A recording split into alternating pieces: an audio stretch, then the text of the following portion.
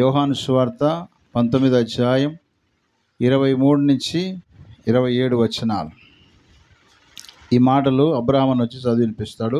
Praise lord. అయ్యగారికి అమ్మగారికి నా యొక్క వందనాలు తెలియజేసుకుంటున్నాను. శిలువలో పలికినటువంటి ఈ మాటలు జ్ఞాపకం చేసుకుంటున్నాం. సైనికులు యేసును శిలువ వేసిన తర్వాత ఆయన వస్త్రములను తీసుకొని ఒక్కొక్క సైనికునికి ఒక్కొక్క భాగము వచ్చినట్లు వాటిని 4 భాగములను వేసిరి. ఆయన ఆ అంగిని కూడా తీసుకొని ఆ అంగి కుట్లు లేక పైనుండి యావత్తు వేయబడినది గనుక వారు దానిని చింపక అది ఎవనికి వచ్చునో అని దానికోసరం చీట్లు వేయదామని ఒకరితో ఒకరు చెప్పుకొనిరి. వారు ఆ వస్త్రములను తమలో పంచుకొని నా అంగి కోసరము చీట్లు వేసిరి అను లేఖనమును నెరవేరినట్లు అది జరిగెను. ఇందుకే సైనికులు ఇలాగూ చేసిరి. ఆయన తల్లియు ఆయన తల్లి సహోదరియు క్లోఫా భార్య అయిన మరియయు మగ్దలేని మరియయు యేసు శిలువ యొద్ద నిలుచుచుండిరి. యేసు తన తల్లియు తాను ప్రేమించిన శిష్యుడును దగ్గర నిలుచుచుండుట చూచి, అమ్మాయి ఇదిగో నీ కుమారుడు అని తన తల్లితో చెప్పాను. ఆ తరువాత శిష్యుని చూచి, ఇదిగో నీ తల్లి అని చెప్పాను. ఆ గడియ నుండి ఆ శిష్యుడు ఆమెను తన ఇంట చేర్చుకొనెను. అటు తరువాత సమస్తమును అప్పటికే సమాప్తమైనదని యేసు ఎరిగి లేఖనము నెరవేరినట్లు నేనే దప్పుకొనుచున్నాను. నేను యోహాను సువార్త 19వ అధ్యాయము 23 నుంచి 27 వచనాలు చదివి వినిపించినటువంటి అబ్రాహాముకి ప్రత్యేకమైన వందనాలు తెలియపరుస్తూ ఉన్నాను. చదువుకున్నటువంటి ఈ వాక్య భాగంలో యేసు ప్రభువారి యొక్క నిలువుటంగిని వారు చీట్లు వేసుకొని ఏం చేశారు తెలుసా? దాన్ని పంచుకోవడానికి, చించడానికి అవకాశం లేదని పంచుకుందాము, ఎవరి పేరు మీద వస్తే వారికి ఈ అంగీని ఇచ్చేద్దాము అని చెప్పేసి ఆ యొక్క సైనికులు ఇలా చేస్తున్నారు. ఆ మీదట ఆ సమయంలో యేసు ప్రభు యొక్క తల్లియు ఆయన తల్లి సహోదరి అయిన క్లోపా భార్య అయిన మరియయు మగ్దలేని మరియు యేసు శిలువ యొద్ద నిలుచుండిరి అని మాట రాయబడింది. అనగా యేసు ప్రభు వారు శిలువలో ఆయన వేలాడుతున్నప్పుడు తన ఎదుట ఉన్నటువంటి సైనికులు యేసు ప్రభు వారి యొక్క వస్త్రాన్ని తీసుకొని వారు చీట్లు వేసుకొని వాటిని పంచుకుంటున్నారు, లేకపోతే వాటి కోసం చీట్లు వేశారు. ఇవన్నీ కూడా లేఖనాల్లో చెప్పబడిన మాటలే. పాత నిబంధనలు యేసు ప్రభు వారు రాకముందు లేఖనాలు రాయబడ్డాయి. ఆ విధంగా ఇవన్నీ నెరవేర్చబడుతున్నాయి. అయితే చీట్లు వేస్తున్న ఆ సమయంలో నిజంగా తన తల్లి, తన యొక్క సహోదరి, తర్వాత మగ్దలేని మరియ, 3 మరియలు ఇక్కడ ఉన్నారు. యేసు తల్లి అయిన మరియా, క్లోపా భార్య అయిన మరియా, మగ్దలేని మరియా, వారితో పాటు ఒక యవనస్తుడు లేకపోతే ఒక పురుషుడు, అతని పేరు యేసు ప్రేమించిన శిష్యుడు. పండితులు చెప్తారు ఆ శిష్యుడి పేరు ఎవరో కాదు, యోహాను అనేటువంటి శిష్యుడు. కాబట్టి ఈయన అక్కడ ఉన్నప్పుడు యేసు ప్రభు వారు చేస్తున్న పని ఏంటంటే, ఆయన మాట్లాడుతున్న మాట ఏంటంటే, అమ్మా ఇదిగో నీ కుమారుడు, ఇదిగో నీ తల్లి అని ఒకరికొకరి బాధ్యతలు అప్పగిస్తూ ఉన్నాడు. తన కన్నటువంటి తల్లి యొక్క బాధ్యతను యోహానుకి అప్పగిస్తున్నాడు. యోహానుకి తనకు తల్లిగా ఈమెను మరియను ఆయనకు అప్పగిస్తూ ఉన్నాడు. అయితే యేసు ప్రభు యొక్క పరిచర్యలో కూడా చాలామందిని ఇలా పిలిచాడు, అమ్మా అని పిలిచాడు కదా. కొన్ని సందర్భాలు చెప్పగలరా? యేసు ప్రభు వారి శిలువలో ఉన్నప్పుడు అమ్మా ఇదిగో నీ కుమారుడు అని చెప్పకముందు ఆయన చేసిన పరిచర్యలో కొంతమందిని అమ్మా అని పిలిచాడు. ఎవరైనా పిలిచాడు చెప్పండి?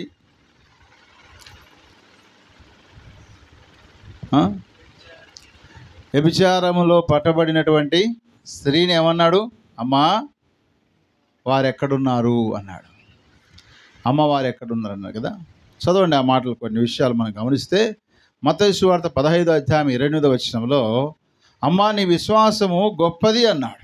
అమ్మా నీ విశ్వాసము గొప్పది అన్నాడు. ఎవరి గురించి ఈ మాట అన్నాడంటే, కానాను స్త్రీ అయినటువంటి తన బిడ్డ దయ్యం బట్టి ఉన్నప్పుడు, అయ్యా నా కుమార్తె దయ్యం పట్టిందయ్యా, నా కుమార్తెను బ్రతికించు, నా కుమార్తెను దురాత్మను వెళ్ళగొట్టు అని చెప్పేసి బ్రతిలాడుతున్నప్పుడు యేసయ్య ఆమెను పట్టించుకోలేదు. ఆయన అన్నాడు, పిల్లలు తీసి కుక్క పిల్లలకు వేయట యుక్తము కాదు అన్నప్పుడు ఆమె ఏమన్నా తెలుసాయ్యా, కుక్క పిల్లలు కూడా బల్ల మీద నుంచి పడే ముక్కలు తింటున్నాయి కదా, అయినా కుక్క పిల్లలు అయితేనా గాక నా కుమార్తె నువ్వే బాగు చేయాలి అని గట్టి పట్టుబట్టింది ఆమె. హల్లెలూయా. ఆ గట్టి పట్టుబట్టిన కారణాన్ని బట్టి ప్రభువైన యేసయ్య ఏమన్నా తెలుసా, అమ్మా నీ విశ్వాసము గొప్పది అన్నాడు. మత్తయి సువార్త 15వ అధ్యాయము 28వ వచనంలో ఈ మాట ఉంటుంది. అమ్మా నీ విశ్వాసము గొప్పది అన్నాడు. రెండవదిగా లూకాసు సువార్త 13వ అధ్యాయము 12వ వచనంలో మనం చూస్తే అక్కడ ఒక స్త్రీ బలహీనమైనటువంటి పరిస్థితిలో ఉంది. 18 సంవత్సరాల నుంచి ఆమె దయ్యం పట్టినటువంటి స్త్రీగా ఉంటుంది. ఆ యొక్క 18 సంవత్సరాల నుంచి దయ్యం బట్టి ఆమె నడుము వంగిపోయింది. ఆ నడుము వంగిపోయినటువంటి ఆ పరిస్థితిలో ఉన్నట్టు ఆమెతో కూడా యేసయ్య ఈ మాట చెప్పాడు. చూడండి లూకాసు వార్త 13వ అధ్యాయము 12వ వచనాన్ని చదువుకుందాం. 13వ అధ్యాయము 12వ వచనం. యేసు ఆమెను చూసి రమ్మని పిలిచి, అమ్మా నీ బలహీనత నుండి విడుదల పొంది ఉన్నామని ఆమెతో చెప్పి ఆమె మీద చేతులుంచగా ఆమె చక్కగా నిలబడి దేవుణ్ణి మహిమపరిచెను. హల్లెలూయా. 18 సంవత్సరాల నుంచి నడుమొంగిపోయిన స్త్రీని కూడా అమ్మా అని పిలిచి యేసయ్య ఆమెను ముట్టి ఆమెను స్వస్థత పరిచాడు. యోహాను సువార్త 4వ అధ్యాయం 21వ వచనం మనం చూస్తే అక్కడ సమరయ స్త్రీతో మాట్లాడుతాడు. అమ్మా ఒక కాలం వస్తుందమ్మా, యెరూషలేములోనైనను ఈ పర్వతం మీద మీరు తండ్రిని ఆరాధించరు, ఆయన ఆరాధించువారు ఆత్మతోనూ సత్యముతోనూ ఆయనను ఆరాధిస్తారు. అనగా ఎక్కడైనా సరేగాక ఆ దేవుడిని ఆరాధించడానికి సమయం రాబోతుంది, ఒక కాలం వస్తుందమ్మా అని చెప్పేసి ఆ సమరయ స్త్రీతో కూడా యేసు ప్రభు వారు మాట్లాడినట్టు మనం చూస్తాం.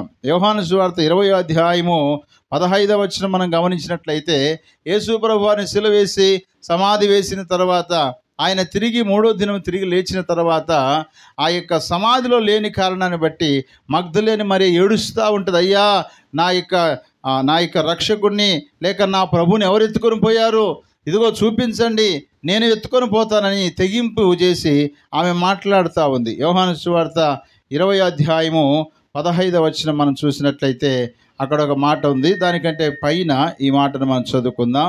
యోహాను సువార్త 20వ అధ్యాయము 13వ వచనం.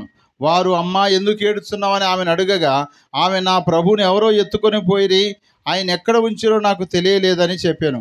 ఆమె ఈ మాట చెప్పి వెనక తట్టు తిరిగి యేసు నిలిచిండ చూసిన కానీ ఆయన యేసు అని గుర్తుపట్టలేదు.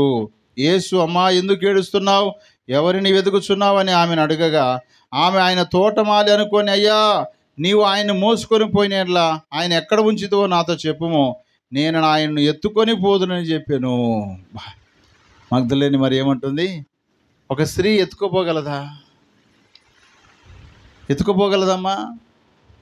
ఒకవేళ పురుషుడు స్త్రీని ఎత్తుకోపోగలడు కానీ మొయ్యగలడు కానీ ఒక మగ్దలేని మరియా యేసు ప్రభు వారు చనిపోయినాడు, ఆయన సమాధిలో లేడు, ఆయన శవాన్ని ఎవరు ఎత్తుకొని పోయారు, ఎక్కడ పెట్టారో నాకు చెప్పండి అయ్యా, నేను ఎత్తుకొని పోతాను. ఎంత తెగింపు చూడండి మగ్దలేని మరియలో.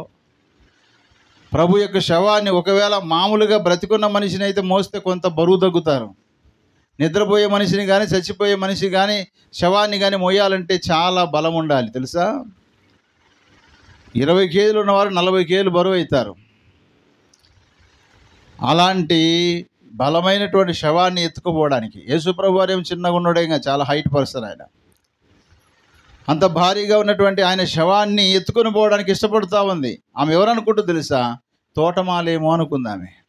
కానీ ఆమెతో మాట్లాడింది ఎవరు, స్వయాన ప్రభు అయిన యేసుక్రీస్తు వారే మాట్లాడాడు. హల్లెలూయా. మగ్దలేని మరియతో అమ్మా ఎందుకు ఏడుస్తున్నావు అన్నాడు. మరొక సందర్భంలో ఆ యొక్క కానా వివాహంలో కూడా ద్రాక్షరసం అయిపోయినప్పుడు అమ్మా నాతో నీకేం పని అమ్మా, నా సమయం ఇంకా రాలేదని యేసయ్య మాట్లాడు. ఇలా ప్రతి ఒక్కరితో కూడా చాలా గౌరవప్రదమైన పదాన్ని మనం చూస్తున్నాం. అమ్మ అని పిలిచాడు. వీళ్ళందరూ కానాను స్త్రీ ఒక అన్యురాలే కదా, నడువు వంగిపోయిన స్త్రీ, దయ్యం పట్టిన స్త్రీ కదా, అలాగే వ్యభిచార స్త్రీ కదా ఆమె. మరొక స్త్రీ సమరయ స్త్రీ, ఆమె కూడా వ్యభిచార స్త్రీయే కదా. మగ్దలేని మరియ కూడా దయ్యాలు పట్టిన ఆమె కదా. వీళ్ళందరినీ కూడా యేసయ్య ఏమని పిలిచాడు? అమ్మా అమ్మా అమ్మ అని పిలిచాడు. అయితే ఇంగ్లీష్ బైబిల్లో ఏముందంటే ఏ ఉమెన్ అని రాయబడింది. ఉమెన్ అంటే స్త్రీ, ఓ స్త్రీ అని రాయబడింది. కానీ తల్లితో మాట్లాడుతున్న అమ్మా ఇదిగో నీ కుమారుడు అన్నప్పుడు అక్కడ మదర్ అని రాయబడింది. వాళ్ళందరినీ పిలిచిన పిలుపు వేరు, స్వయాన తన తల్లి అయిన మరియను పిలిచిన పిలుపు వేరే. కానీ ఈ తెలుగు బైబిల్లోకి వచ్చేసరికి అమ్మ అని స్పష్టంగా రాయబడ్డది.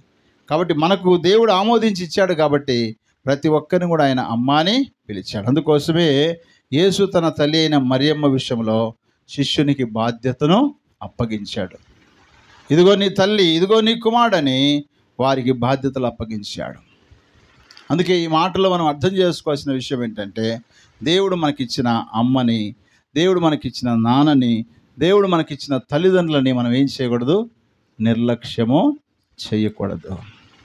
యేసుప్రభు వారు సిలువలో వేలాడుతూ కూడా, బాధపడుతూ కూడా, వేదన చెందుతూ కూడా తన తల్లి యొక్క దుఃఖాన్ని చూశాడు, తన తల్లి యొక్క బాధను చూశాడు, తన తల్లి యొక్క ప్రేమను గుర్తు చేసుకుంటున్నాడు, తన తల్లి యొక్క స్థితిగతి ఏంటో అర్థం చేసుకోగలుగుతున్నాడు.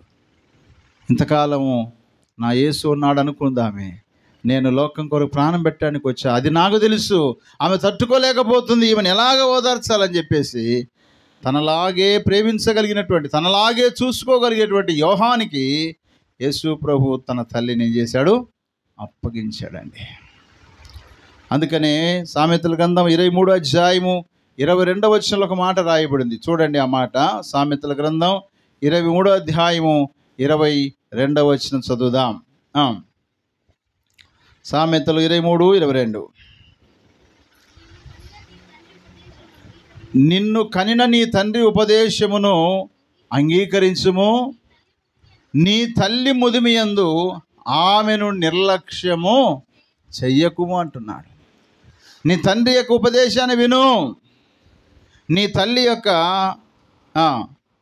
వృద్ధాప్యములో నీ తల్లి వయసు తగ్గిపోయిన పరిస్థితిలో ఉంది కనుక ఆమెను ఎంత మాత్రం నిర్లక్ష్యము చేయకము. మనం ఎంత లక్ష్యపరిచినా, ఎంతగా చూసుకున్నా సరే వారిలో ఉన్నటువంటి కుష్టు బుద్ధి బయటకు వస్తాడు. కొన్నిసార్లు వారిలో ఉన్నటువంటి చెడ్డ బుద్ధి బయటకు వస్తుంది. అయినను సరేగాక నిన్ను కన్న తల్లి కాబట్టి నువ్వేం చేయాలా? నిర్లక్ష్యము చేయకూడదు. తల్లి అయినా ఒకటే, అత్త అయినా ఒకటే అనే రీతిలో నీ జీవితాన్ని ఆలోచన కలిగి ఉండాలి, నీ హృదయంలో ఆలోచన కలిగి ఉండాలి.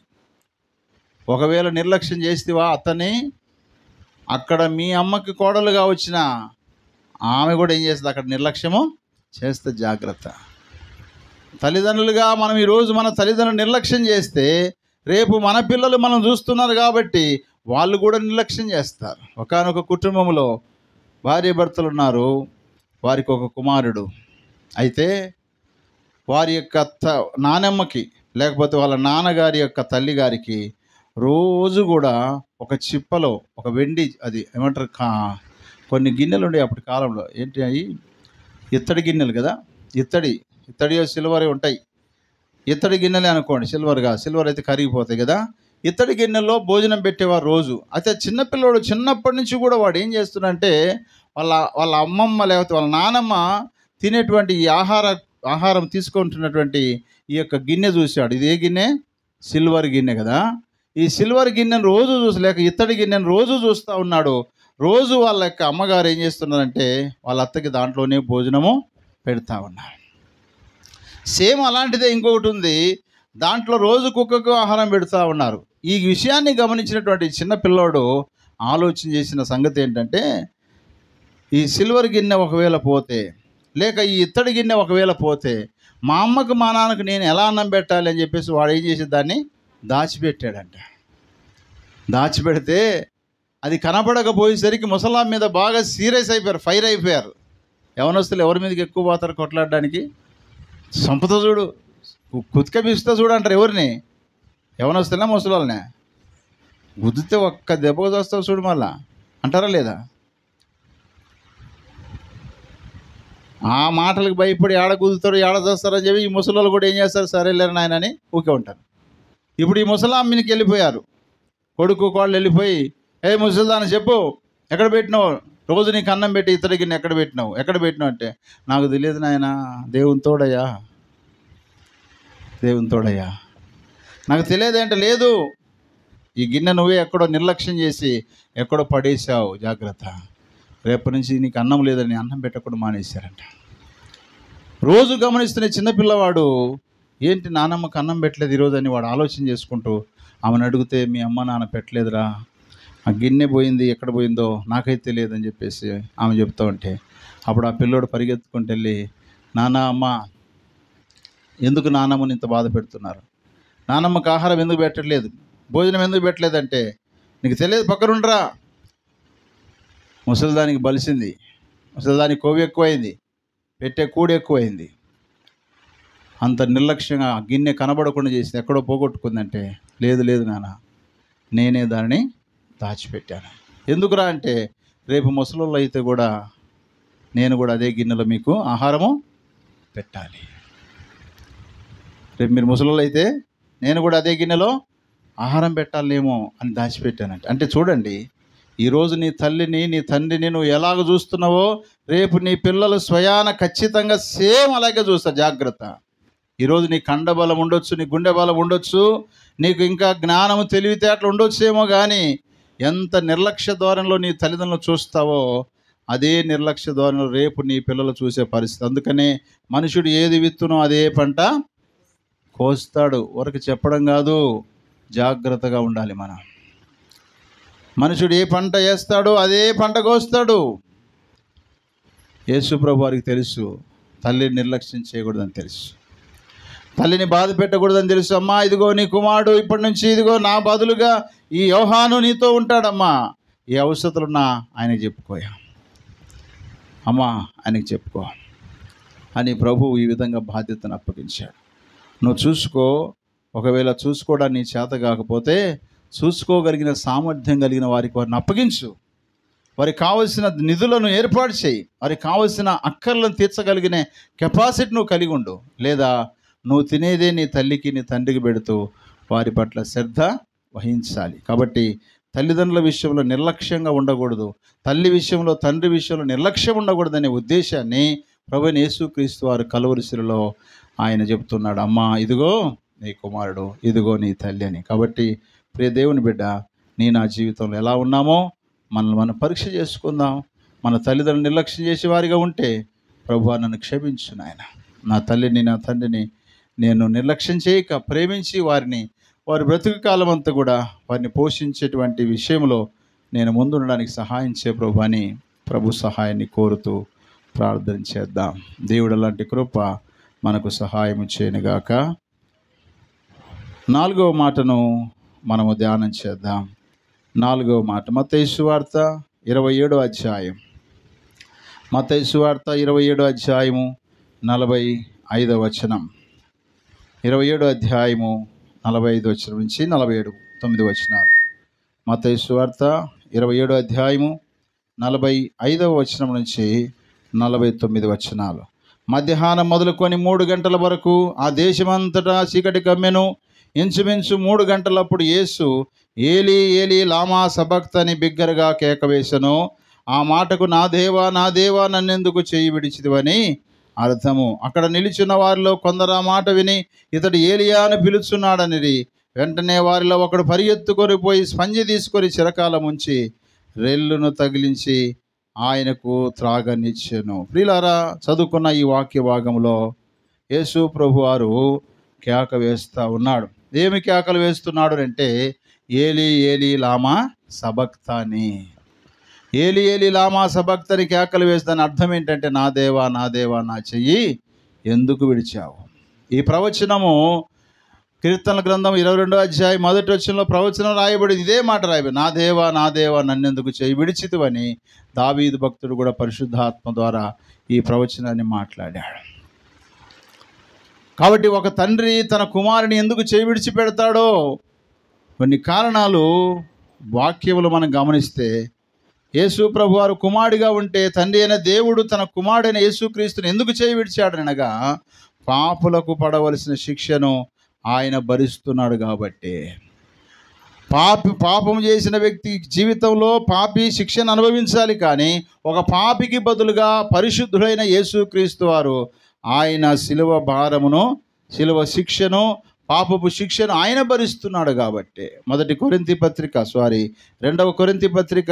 5వ అధ్యాయము 21వ వచనంలో ఈ మాట రాయబడింది. చదువుకుందాం.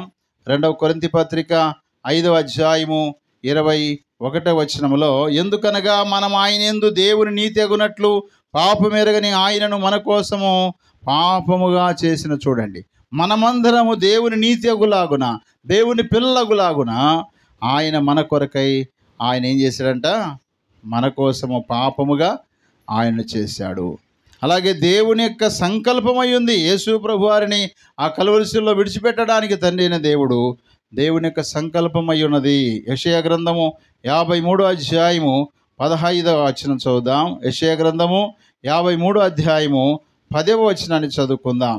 యెషయా గ్రంథం 53 10వ వచనం చదువుతారా? 53 10వ వచనం. అతడు అతని నలగొట్టుటకు యెహోవాకు ఇష్టమాయెను. ఆయన అతనికి వ్యాధి కలగజేసెను. అతడు తను తానే అపరాధ పరిహారార్థ బలి చేయగా అతని సంతానము చూసును. అతడు దీర్ఘాయుష్మంతుడగును. యెహోవా ఉద్దేశం అతని వలన సఫలమగును అని రాయబడింది. ప్రియమైన దేవుని బిడ్డలారా, యేసు ప్రభు వారిని చేయి విడవడానికి గల కారణం ఏంటంటే దేవుని యొక్క ఉద్దేశమై ఉన్నది. వాస్తవంగా యేసు ప్రభు వారు పాపము లేనటువంటి దేవుడు కదా. యోహాను సువార్త 8వ అధ్యాయం 46వ వచనం అంటాడు, నాలో పాపం ఉన్నదని ఎవడు స్థాపించగలడు అన్నాడు కదా. హల్లెలూయా. ఆయన పాపము లేనటువంటి దేవుడు. ఆయన హెబ్రీ పత్రిక 7:26 ప్రకారం ఆయన పాపులలో చేరక ప్రత్యేకంగా ఉన్నవాడు. ఆయన పాపులలో చేరక ప్రత్యేకంగా ఉన్నవాడు. 1 పేతురు పత్రిక 2వ అధ్యాయం 22వ వచనంలో ఆయన పాపము చేయలేదని రాయబడింది అక్కడ. అలాగున 1 యోహాను పత్రిక 3వ అధ్యాయము 5వ వచనంలో ఇలా రాయబడింది. 3వ అధ్యాయం 5వ వచనంలో ఈ మాట ఏంటంటే, పాపములను తీసివేయుటకై ఆయన ప్రత్యక్షమాయనని మీకు తెలియను, ఆయన యందు పాపమేమీ లేదు అని రాయబడింది. ఆయన యందు పాపమేమీ లేదు. పాపము లేని క్రీస్తును సిలువకు అప్పగించి సిలువలో తండ్రి అయిన దేవుడు ఆయన చేయి విడిచిపెట్టడానికి కారణం ఏంటంటే, నీవు నేను నీతి న్యాయం కలిగి ఉండాలని, మనం నిర్దోషులుగా బ్రతకాలని, దేవునితో మనం ఐక్యత కలిగి ఉండాలని ఆయన మన కొరకై కలువరి శిలువలో తన చెయ్యిని విడిచిపెట్టవలసిన పరిస్థితి వచ్చింది. 1 పేతురు పత్రిక 3వ అధ్యాయము 18వ వచనంలో ఈ మాట రాయబడింది. 1 పేతురు పత్రిక 3వ అధ్యాయము 18వ వచనం మనం గమనించినట్లయితే ఈ మాట రాయబడింది. ఏంటి ఆ మాట అంటే, ఏలయనగా మనల్ని దేవుని యొద్దకు తెచ్చుటకు ఆ నీతిమంతుల కొరకు, చూడండి, అనీతిమంతుల కొరకు నీతిమంతుడైన క్రీస్తు శరీర విషయంలో చంపబడి ఆత్మ విషయంలో బ్రతికింపబడి పాపముల విషయములలో ఒక్కసారే శ్రమ పొందాడు. హల్లెలూయా. అనగా మనల్ని క్రీస్తు కొరకు బ్రతికించటానికి, దేవుని కొరకు బ్రతికించటానికి ఆయన అనీతిమంతులైన వారి కొరకై నీతిమంతుడైన యేసుక్రీస్తు శరీర విషయంలో ఆయన శ్రమ పొందాడని మాట చూస్తున్నాం. 1 యోహాను పత్రిక 4వ అధ్యాయము 10వ వచనం మనం గమనించినట్లయితే ఈ మాట రాయబడింది, మనము దేవుని ప్రేమించదమని కాదు, తానే మనల్ని ప్రేమించి మన పాపములకు ప్రాయశ్చిత్తమై ఉండుటకు తన కుమారుని పంపెను. ఇందులో ప్రేమ ఉన్నది. చూడండి, మన కొరకై ప్రాయశ్చిత్తం చేయట కొరకై ఆయన కుమారుని పంపించాడు. అందుకోసమే తండ్రి అయిన దేవుడు కుమారుడైన క్రీస్తును చేయి విడిచిపెట్టాడు. ఒకవేళ ఆయన చేయి విడిచిపెట్టకపోతే మన కొరకు పాపిగా ఎంచబడలేడు, మన కొరకు ప్రాణం పెట్టలేడు, మనల్ని నీతిమంతులుగా తీర్చలేడు. ప్రియులారా, దేవుడుగా ఉంటే మనం ఆయన కలుసుకోలేము, ఆయనతో మాట్లాడలేము, ఆయనతో మనం సమీపించలేము. అందుకే ఆయన మానవుడిగా దేవుని కుమారుడికి లోకానికి వచ్చి నీ కొరకు నా కొరకు సిలువలో మన పాపాన్ని ఆయన మోసాడు గనక పరిశుద్ధుడైన తండ్రి అయిన దేవుడు మన పాపమును మోస్తున్న క్రీస్తును ఏం చేశాడు? చెయ్యి కొంతసేపు విడిచిపెట్టాడు. దేవుడైతే నన్ను విడిచిపెట్టేవాడు కాదు.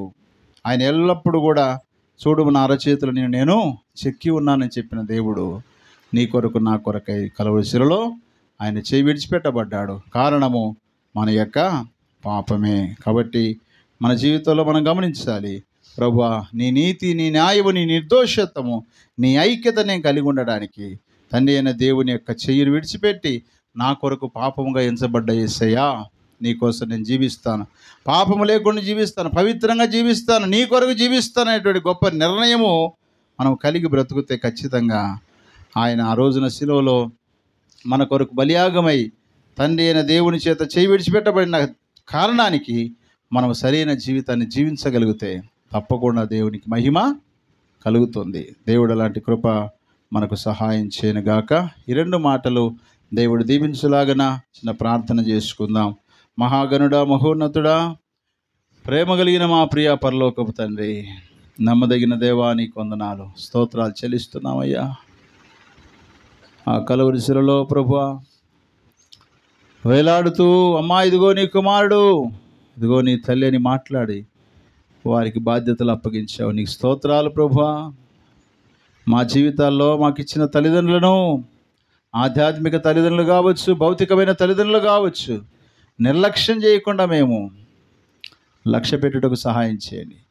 అలాగనే మీరు మా కొరకై తండ్రి చేత విడవబడ్డారు. కారణము మమ్మల్ని నీతిగా ఎంచుట కొరకై, నిర్దోషులుగా ఉంచుట కొరకై, నీ బిడ్డలుగా ఉంచుట కొరకై, పాపము లేకుండా పరిశుద్ధంగా బ్రతుకుట కొరకే కనుక నాయన మా పాపమును శాపముగా మోసి మీరు మా కోసం బలియాగమైనందుకై కృతజ్ఞత చెల్లిస్తూ నిన్ను స్తుతిస్తూ ఇంతవరకు చెప్పబడిన మాటలను మా హృదయాలు స్థిరపరచమని నజరేయుడైన యేసు నామములో ప్రార్థించి వేడుకుంటున్నాము తండ్రి. ఆమేన్.